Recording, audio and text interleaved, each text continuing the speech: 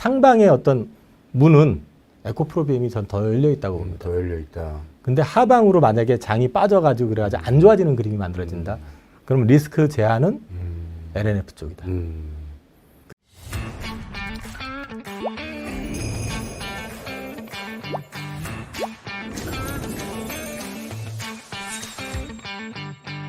지금 이제 전기차 뭐 이렇게 미국에서 엄청 팔린다 이런 얘기 나오고 있지만 작년 말 기준으로 했을 때 아직도 10%가 안 됩니다.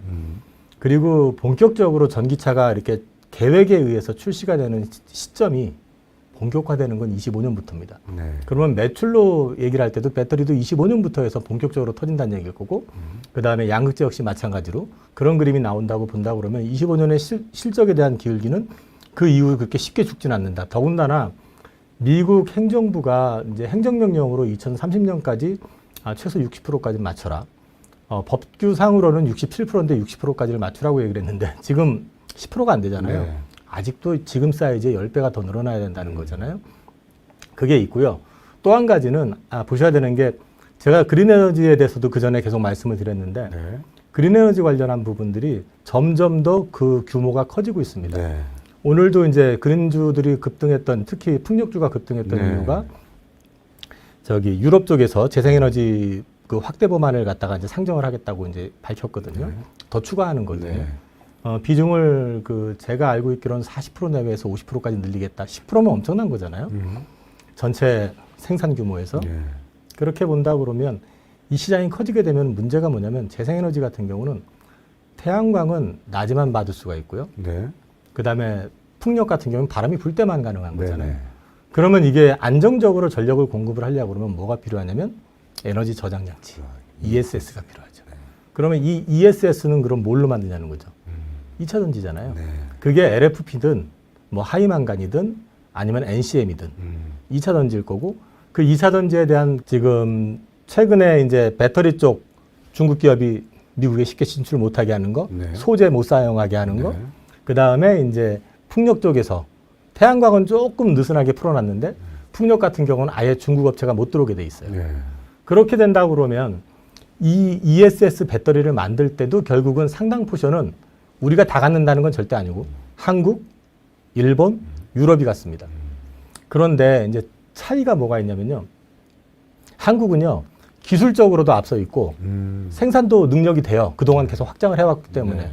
노하우도 있고 일본은 기술적으로도 우리하고 대등하거나 비슷하잖아요. 근데 얘네들은 투자를 안 했었어요. 그동안. 근데 투자 안 했던 애들이 갑자기 연구실에서 열심히 만들고 뭐 해봤어. 우리 할 수 있어 한다고 해서 공장 뚝딱 만들어가지고 찍어낼 수 있냐. 그게 안 되는 건 아시잖아요. 그렇기 때문에 일본 애들은 기술은 갖고 있는데 대량 생산에 대한 이런 노하우 이런 것들이 많이 부족하고 유럽 애들은 지금 못 만들어요. 영국의 브리티시 배터리인가 그거는 지금 파산 얘기 나왔었잖아요.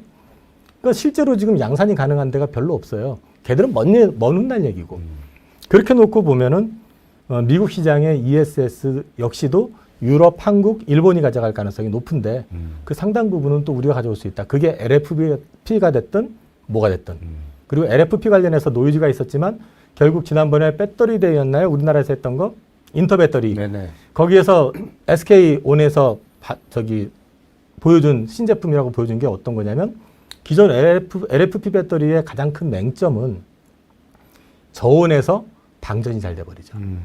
그러니까 풀로 충전해도 그냥 네. 갑자기. 그러니까 이게 몇 킬로가 얼마를 사용할지 모르는 그게인데 저온에서도 견딜 수 있는 배터리를 개발해서 공개를 했잖아요. 기술적으로는 전혀 문제가 없다는 거죠.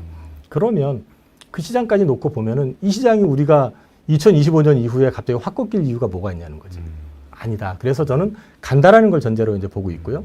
자, 그럼 정리를 하자면 성장률은 2025년도까지 각도는 유지가 된다. 그러나 그 안에서 수급 요인이든 뭐 기술적 요인이든 간에 진폭은 있을지언정 우상향은 맞다라는 결론을 25년 이후에도 25년까지는 다 올라올 거라고 보는데 그 네. 이후에도 이 각도의 계속. 기울기가 완만해지는 게 아니라 유지가 될 거다. 유지가 된다. 그래서 성장 산업으로 계속 보시는 게 맞을 것 같다. 좋습니다.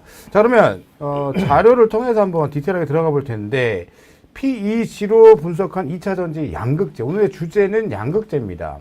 PEG는 이제 주당 순이익 성장률을 아까 말씀하신 성장률에 대한 분석을 들어가시는 것 같은데 한번 공부 들어가 보죠. 이 PEG라고 하는 거는 우리 앵커님께서 말씀하셨던 것처럼 네. 이 성장주의 투자 여부에 대한 판단을 할 수 있는 어떤 그 근거라고 볼 수 있는데요.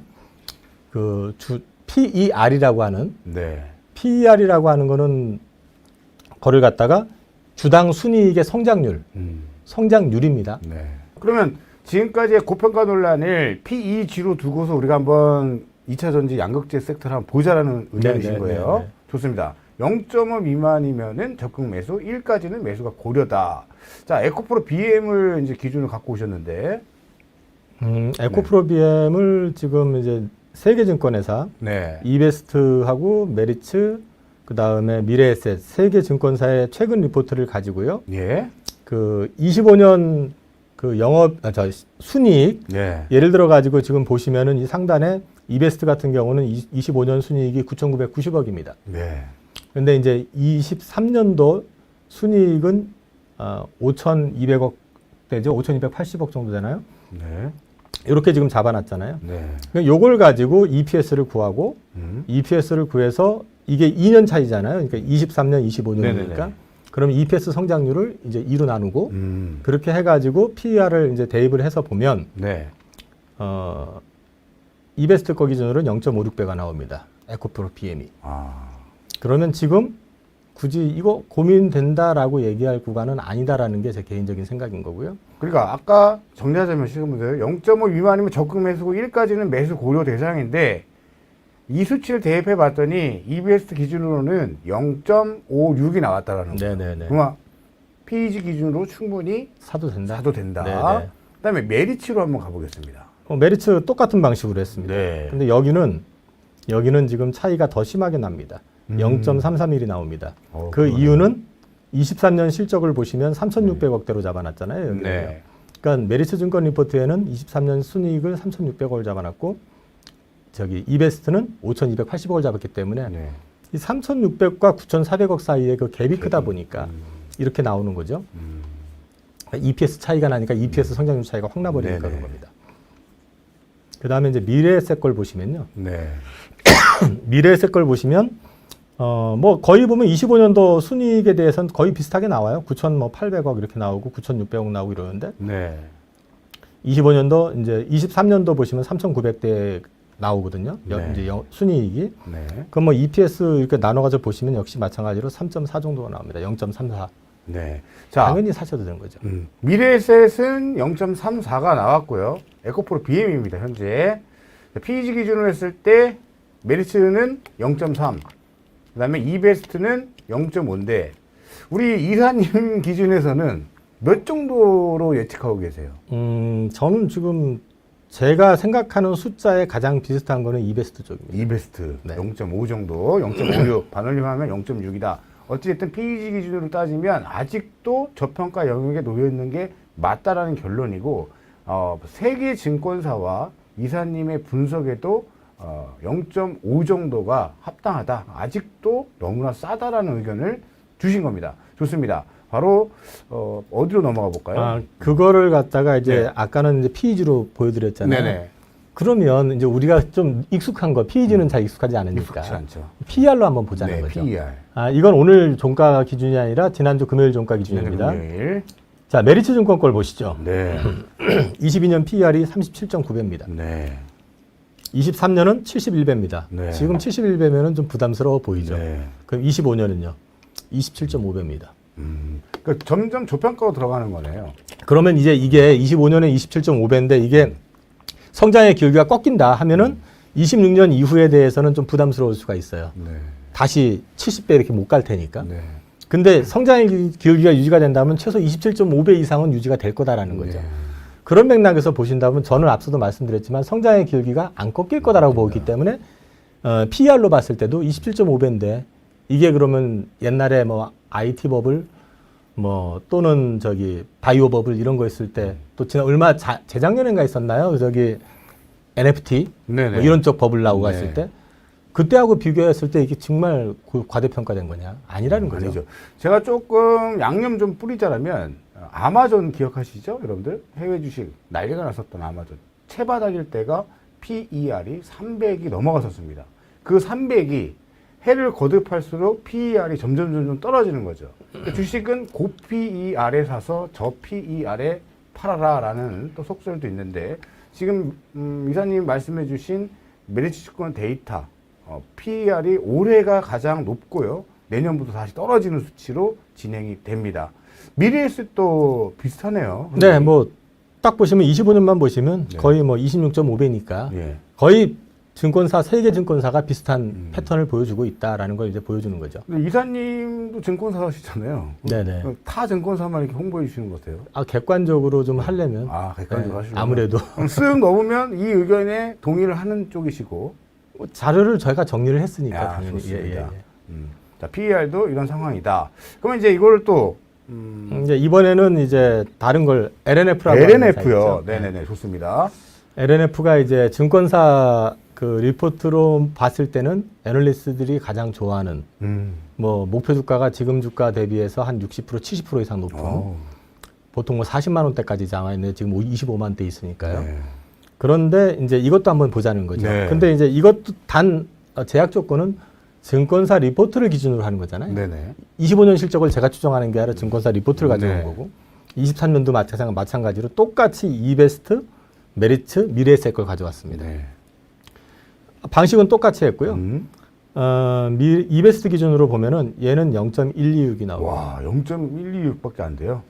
근데 이제 그 뒤에 나중에 이제 내용을 좀 설명을 좀 드리긴 하겠지만, 네. 아무튼 지금 애널리스트가 추정한 걸로 봤을 땐 LNF는 저기 에코프로 BM보다 훨씬 작다, 싸다. 더 저평가에 있다는 거죠, 지금. PEG가 0.12. 아까 에코폴 BM이 0.56. 와. 그럼 그 밑에 것도 보실 필요 없이 다 똑같습니다. 다 똑같네요. 네네. 진짜 PEG 기준으로만 따지면 LNF 정말 저평가입니다. 근데 이사님도 LNF 좋아하세요. 사실 LNF 강성주주분들이 에코프로에 좀 기가 좀 눌렸었어요. 너무 에코프로만 잘 가가지고. 그러니까 먼저 갔던 게 LNF고 먼저 좀 길게 행보하는 그 기간에 에코프로가 치고 달렸거든요. 제가 이거는 뒤에 좀 비교를 해서 말씀을 드릴게요. 네네. 뒤에 정리가 되어 있으니까. 뒤에 좋습니다. 자, 이것도 이제 PER로 한번 보시자고요. 네, PER로. PER로 보시면 25년도에 15배, 14배. 그죠? 정말 싸 보이잖아요, 되게. 네. 그러니까 이제 이거는 증권사 리포트를 기준으로 한 거기 때문에 네. 이 맞다 틀리다는 얘기는 아닙니다. 증권사 리포트 추정 실적이 뭐 항상 맞았던 것도 아니기 네. 때문에 다만 추세로 한번 추이를 보자는 취지에서 말씀을 드린 거고요. 그럼 이제 지금 이제 에코프로 BM하고 LNF를 이제 좀 비교를 한번 해보자는 거죠. 23년 올해 1분기에 저기 LNF는 그 파생 상품 손실 때문에 네. 순이익이 적지 않아 있어요. 1분기는요. 맞아요. 그렇지만 그거를 갖다가 그 에코프로 BM처럼 영업이익 기준으로 해서 76% 정도 그 순이익이 낮다고 가정을 하고, 그러니까 영업의 단을 갖다 마사지를 해버리면, 그렇게 해서 실적을 계산을 해보면은 올해 실적 기준으로 어쨌든 에코프로 BM이 더 우위에 있다. 그리고 매출 기준으로도 에코프로 BM이 1.5배 정도 높고, 근데 시가총액은 BM이 거꾸로 2.6배가 높아요. 그러니까 더 좋다고 한데도 2.6배가 높아요. 그러면 요 둘을 갖다가 상대적으로 이렇게 비교를 해보면은, 실제로 매출은 1.5배 높은데 시가총액은 2.6배가 높다고 하면, 그렇죠. 이것만 가지고 얘기를 하게 되면은 싸 보이는 건 LNF가 싼 겁니다. 네. 근데 이제 요 부분에서 왜 차이가 있냐라고 이제 보면은요. 일단 애널들이 LNF에 대해서는 좀 상대적으로 후한 부분이 좀 있어요. 그 실적을 추정한 것들을 좀 점검을 해보면 전체적으로 양극재 가격 판가라든지 이런 것들도 좀 후하게 좀 카운팅이 된 부분이 있는 것 같고, 네. 그에 반해서 이제 에코프로 BM에 대한 부분은 좀 앞서도 이제 시가총액으로 LNF 대비해가지고 2.6배가 높다 보니까 그런 것도 있을 수 있지만, 네. 어쨌든 밸류에이션이 상대적으로 높다는 것 때문에 좀 약간 좀 오버밸류 된 거 아니냐라고 보는 시각도 있고, 그 다음에 이제 좀 저평가라고 보는 사람들도 목표 주가를 크게 높이지는 않고 있는 상황인데, 네. 이런 부분들은 이제 향후에 시차를 둬가면서 다 바뀔 거다. 자, 이게 왜 그러냐면은 우선은 그 볼륨을 놓고 얘기하면 2027년 기준으로 했을 때 에코프로 비중이 72만 톤입니다. 네. LNF는 40만 톤입니다. 그러면 러프하게 봤을 때 한 2배 차이 나죠, 볼륨이. 네. 그러면은 시가총액 2.6배 차이 난다는 게 크게 문제가 될 상황은 사실 아닌 걸로 저는 생각이 되거든요. 그 다음에 이제 또 한 가지는 이렇게 규모가 이제 커지면서 성장이 이제 커지는 부분들은 분명히 에코프로가 가져가는 부분이 있고요. 그 다음에 또 한 가지 에코프로가 지금 현재 가지고 있는 강점은 현재 그 NCM 양극재의 대세는 NCM 811입니다. 니콜, 코발트, 망간 비율이 8대 1대 1인 겁니다. 근데 현재는 LNF가 그게 없어요. 그러다 보니까 이 볼륨을 늘리고 거래선을 늘리는데 좀 제약이 있었는데 LNF가 기술적으로 처지는 건 아닙니다. 네. LNF도 지금 현재 NCMA라고 해서 그 니켈, 코발트, 망간에 알루미늄까지 네. 붙인 그 90%대 네. 그 하이 니켈 제품을 가지고 있고 네. 그거를 실제로 납품을 하고 있고요. 최근에 써놨지만 20여 개사가 아니라 12개라고 하더라고요. 제가 잘못 본 것 같은데 네. 아무튼 샘플 테스트 하고 있고 얼마 전에 장기 계약은 아니지만 테슬라 향으로도 맞아요. 계약이 된 거 있고 유일하게 테슬라가 그 비공개를 하는데 딱 찍어서 LNF랑 합니다라고 공지한 네. 기업이 유일하게 LNF더라고요. 맞습니다. 네네. 이게 기술적인 면에서는 절대 안 주제예요. 근데 이제 아무래도 대주주 자금 여력이라든지 이런 것들도 좀 상대적으로는 여류에 있는 거는 사실이잖아요. 그러다 보니까 전구체 부문 있잖아요. 요 이제 네네네. NCM의 그 양극재의 소재가 되는 예. 그 부분을 에코프로 BM은 얘네가 가지고 있잖아요, 지금. 근데 이제 LNF는 어제 공시가 났죠. 이제 공시가 난 게 아니라 기사가 난 것 같은데 그 LS하고 55대 맞아요. 45로 합작으로 네. 전구체 공장을 만들겠다. 네네. 그러면 이제 시간이 지나면 이 부분은 좀 반영이 될 거라고 생각은 하지만 어쨌든 그런 부분들의 차이가 좀 있다라는 거. 그래서 그 선순환을 정제로 했을 때 상방의 어떤 문은 에코프로 BM이 전 더 열려 있다고 봅니다. 더 열려 있다. 근데 하방으로 만약에 장이 빠져가지고 그래가지고 안 좋아지는 그림이 만들어진다. 그럼 리스크 제한은 LNF 쪽이다. 그렇게 보시면 될 것 같아요. 그럼 투자 성향에 따라서 왜 좀 덜 수익을 내더라도 나는 좀 덜 깨지고 싶어. 깨지는 거 싫어. 막 이런 표현해도 되죠, 유튜브는. 그래 되죠. 근데 이제 그렇다고 그러면은 LNF 쪽으로 보셔도 되고 이제 상방울 쪽에 좀 배팅을 좀 하시겠다고 하면 에코프로 BM을 보셔도 되고 둘 다 괜찮다라는 게 제 개인적인 생각입니다. 그러니까 재무제표 가치 분석상은 LNF가 우위에 있고 성장성은 에코프로 BM이 우위에 있다. 그래서 지금 어쨌든 우리가 성장 모멘텀으로 좀 주가가 올라가다 보니까 일단 시장의 판단은 더 성장성이 좀 더 높은 캐파가 좀 더 늘어나는 에코프로 BM을 선택을 한 것이다. 이렇게 정리를 하면 되겠네요. 현재까지는 그렇게 보입니다. 좋습니다. 맨 아래쪽에 LNF 시장 트렌드가 811에서 9반반으로 기대되고 있다. 이 부분은 어떻게? 이거는 뭐 LNF뿐만 아니라요. 네. 에코프로 BM도 지금 9반반이 있어요. 네. 대세가 이쪽으로 넘어갈 거예요. 이제는. 네, 이제 대세가 지금 현재 811이라고 그랬는데 네. 그 다음 버전으로 넘어갈 거예요. 이게 그럼 이 9반반을 LNF도 준비가 되어 있나요? 이미 돼 있죠. 아, 돼 있다. 그렇기 때문에 이제 이 시장이 됐을 경우는 LNF한테도 또 문이 열릴 수 있다. 그렇겠군요. 그렇게 이제 말씀을 드리는 거죠. 그거를 뭐 언제쯤 보세요? 내년, 내후년? 지금 고급 차종 같은 경우는 이제 네. 9반반 들어가기 시작하는 9반반 거니까. 들어가고 있어요. 예, 이제 이게 이제 뭐 갑자기 급속하게 811을 대체한다 이게 아니라 네. 트렌드 자체는 네. 이제 그 6둘둘에서 네. 811 811. 9반반으로 갈 수밖에 없다. 왜 또 그렇게 갈 수밖에 없냐면요. 그 배터리의 그 사용 기간 충전해 가지고 사용할 수 있는 그 거리도 당연하지만 보시면은 이 중에서 가장 비싼 게 뭔가요? 코발트죠. 코발트. 코발트 비중이 적게 들어가면은 나중에 배터리 단가도 낮출 수가 있어요. 그렇기 때문에 결국 큰 그림으로는 배터리 용량을 키우는 거, 그 다음에 그 배터리 가격을 낮추고 그 리스크를 좀 제어하는 네. 이런 부분으로 했을 땐 9반반으로 갈 수밖에 없어요. 그렇기 때문에 이제 좀 길게 보면은 시결이 뭐 두 회사가 822 같은 경우는 이제 저부가 쪽으로 완전히 떨어지고 되고 나중에 가면 어느 순간에 이제 9반반으로 가게 되면은 뭐 LNF가 뒤집게 뭐 있어 할 수도 있어요. 근데 그때는 이제 캐파 차이가 좀 나겠죠.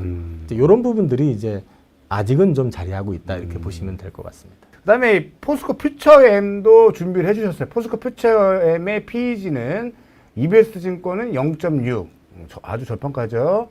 그다음에 메리츠는 0.49, 빨간색 글씨 보시면 됩니다. 여기 파란색에 빨간색 글씨 0.49 보이시죠?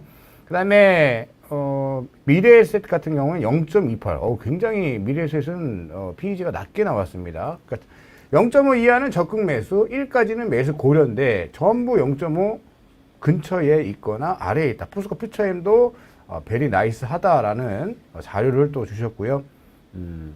이거는 요걸로 말씀을 드릴게요. 네. 지금 이제 증권사 리포트 추정을 보면은요. 잠깐만요.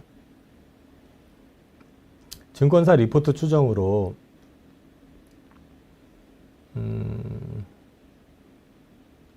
증권사 리포트 추정으로 25년 실적을 보게 되면은 6,400억 정도 이베스트 같은 경우 나와 있고 그런데요. 네.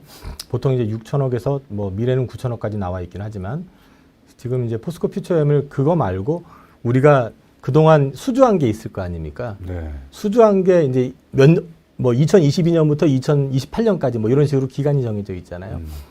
뭐 일단 전제 조건은 그 안에서 디테일하게 차이가 있을 수 있지만 일단 단순 안분을 해보자. 그러면은 수주한 것들을 23년에서 25년도 이 3년의 기간 동안에 그 예를 들어서 2018년부터 23년까지도 있을 수 있고 22년부터 28년까지도 있을 수 있으니까 23년, 24년, 25년이 다 다를 거 아니에요. 네. 그거를 갖다가 단순 이제 정리를 해서 보니까 분기당 23년부터 25년 사이에는 평균적으로 했을 때 약 3조 9천억 정도, 3조 8,800 얼마 이렇게 나오는데 매출이 나와야 돼요.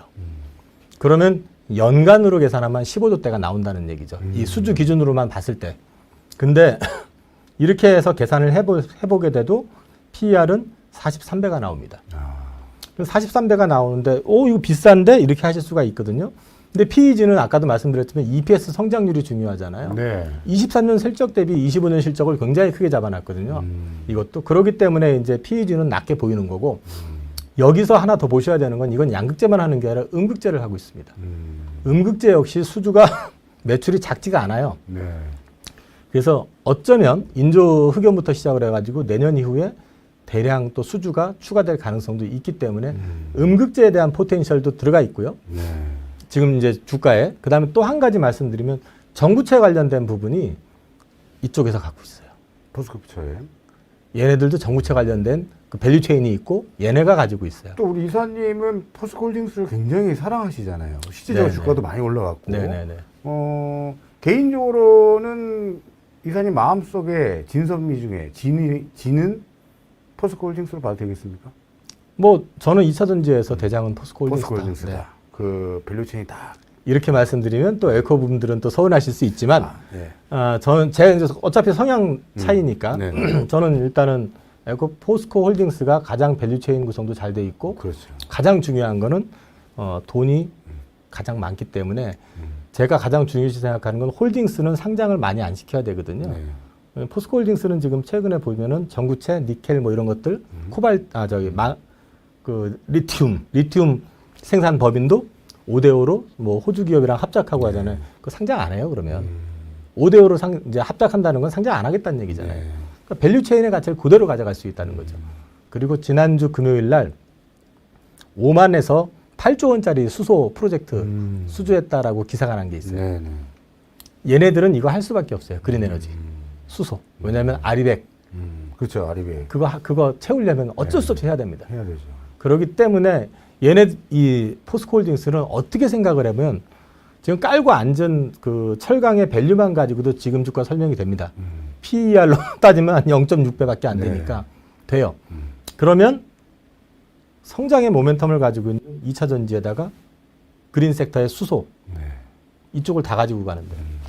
자, 그러면 정리하면 음극재, 양극재, 전고체, 수소, 그다음 혈관 가격에 대한 반등 기대감까지. 근데 앞에 설명드렸던 네 가지 모멘텀 빼고 철강으로만 따져도 저평가인데 네. 지금 화려한 밸류 체인까지 완성형이 되고 있다. 중요한 건 리튬이 있죠. 리튬까지.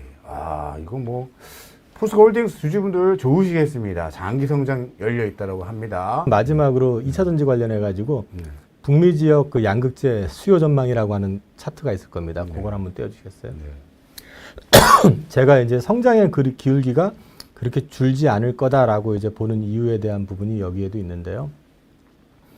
보시면은 지금 일단 그 각 기업에서 밝힌 그 캐파 증설에 대한 시나리오는 여기까지입니다. 2027년 네. 71만 톤, 네. 42만 톤, 55만 톤, 71만 톤 그 뒤에 쭉 스톱이 돼 있잖아요. 이게. 네. 그런데 보면은 지금 여기는 지금 이제 셀 수요 해가지고 나와 있는 게 563, 563, 563, 564 이것도 다 스톱이 돼 있잖아요. 네. 그러면 자동차가 25년도, 27년도 피크 찍고 그 이후로 전기차가 더 안 늘어날 것이냐 판매량이 앞으로 파는 차는 계속해가지고 전기차로 다 대체가 되는데 캐파는 더 늘어난다는 거죠. 그리고 앞서 말씀드렸던 ESS향 이거는 여기 지금 언급 자체가 안 돼 있을 겁니다. 그럼 ESS형을 갖다 붙이면은 얼마 전에도 지금 지난주엔가 LG 엔솔이 그 북미 쪽에다가 ESS향 그 배터리 셀 공장 그 세운다고 네. 기사를 냈거든요. 그거 나온다는 얘기죠. 그러면은 캐파는 계속 늘어난다는 거죠. 네. 그러니까 이 부분에 대한 저는 성장에 대해서는 길기가 안 죽는다라고 저는 생각을 하고 있기 때문에 네. 양극재 3, 4 다 괜찮습니다. 그리고 근데 이제 조금 공격적이신 분님은 저는 포스코 케미칼도 괜찮고 포스코 퓨처엠. 그렇죠. 포스코 네. 퓨처엠도 괜찮고 에코프로 BM도 괜찮고 조금 방어적으로 좀 리스크를 좀 덜 안고 싶다 하면 LNF도 괜찮다. 그렇게 이제 보시면 될 것 같습니다. 좋습니다.